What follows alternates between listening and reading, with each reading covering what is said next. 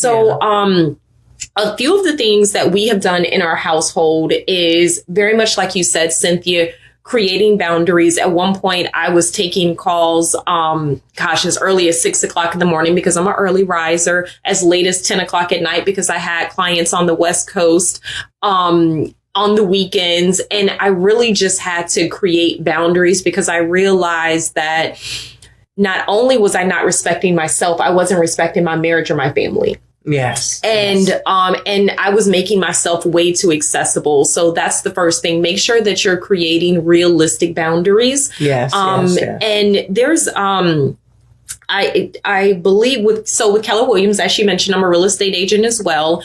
There is a thing that they follow, a system that they follow rather, and it's called the 1-3. What is it called? It's 1-3-7, I believe. The idea behind it is make sure that you're taking at least one weekend off a month.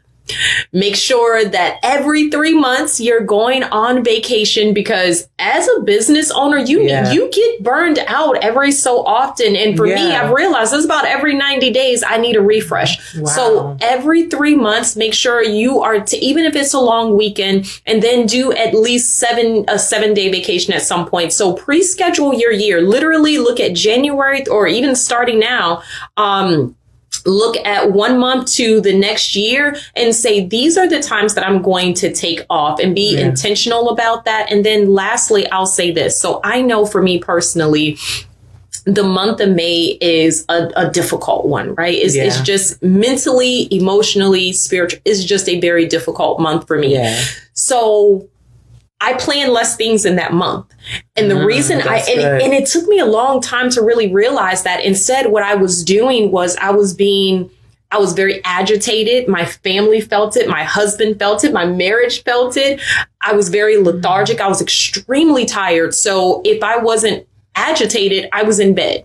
But then I was hopping on calls for my clients, and I'm happy-go-lucky Audrey. And as soon as I got off that call, I'd get back in the bed sometimes at noon. Yeah. So be very aware and sensitive of your trigger seasons. Yes, that's good. That's good. And plan accordingly. So maybe you're not going to take as many clients in that time, or maybe by then you're going to find a way to have some assistance. So that way you can be there for your family. And like Cynthia said, plan those date nights. What? Plan them date nights for your boo thing. Yeah. So, and I even date my kids. I'll stop there. Oh, I date my kids. Yep. I take each one of them out on individual dates. My son loves Cracker Barrel, so we go have our little pancakes once a month. And he really appreciates it, and he looks forward to it. And that is just the time that I have with him.